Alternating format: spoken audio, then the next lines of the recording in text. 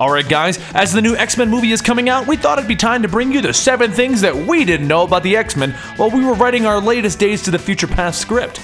So let's hit it. Fact 7! There's a strange law in the US where you can't import toys that resemble humans without a higher tax. Well, to get around this, Marvel argued in court that they shouldn't have to pay the tax since the X-Men toys aren't actually human, they are actually mutants, and mutants aren't humans, of course.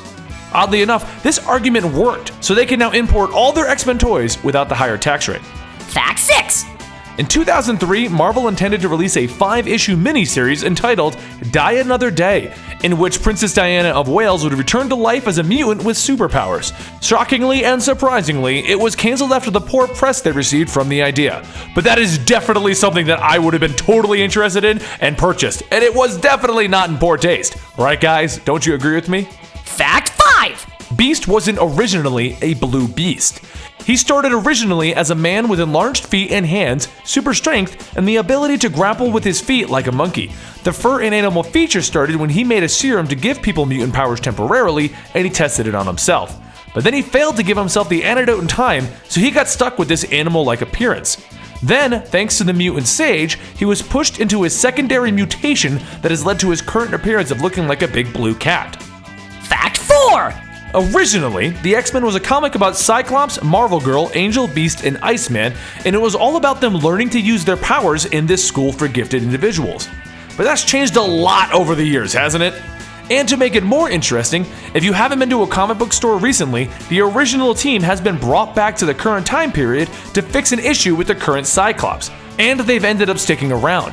So we have a comic book about the original team and their original purpose of learning their powers now coming out in current modern-day X-Men books.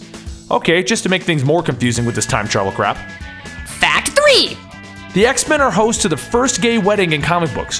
Northstar married his boyfriend Kyle, and this made headlines all over, and there were countless variant issues. But, in response to this, DC was trying to steal those headlines, so they claimed that the Green Lantern was also gay in the New 52 reboot. They then created a new Green Lantern in an alternate universe to be this new Green Lantern. Real classy, guys. Fact 2! In the storyline where Wolverine loses his adamantium on his bones, his healing factor goes crazy since it's not trying to support his super metal bones anymore. This also causes all of his powers to evolve, and he ultimately becomes feral, and is also drawn as if he's been de-evolved and has no nose. He's actually written as having no real mind in one issue, and then 2 issues later, he's just like normal Logan talking to Elektra, but he still looks feral. Well, as the writers and artists changed around, so did Wolverine. He was written and drawn as the old Wolverine, then he was drawn as feral Wolverine, then he was drawn and written as the normal Wolverine again, and then they just started drawing him normal again and never explained what happened to the original noseless feral Wolverine. I think I know where he went. He went into the drawer with ideas that hurt the bottom line of his comics. Fact 1! Back in the day, the Comic Code's authority did not allow them to use werewolves for one reason or another. Due to this, the writers of X-Men decided to introduce Sauron, the Were-Pterodactyl. Fear the Were-Pterodactyl! Definitely an interesting workaround, but now Sauron has been in all kinds of interesting comic books and TV shows, and he was even in that cartoon show.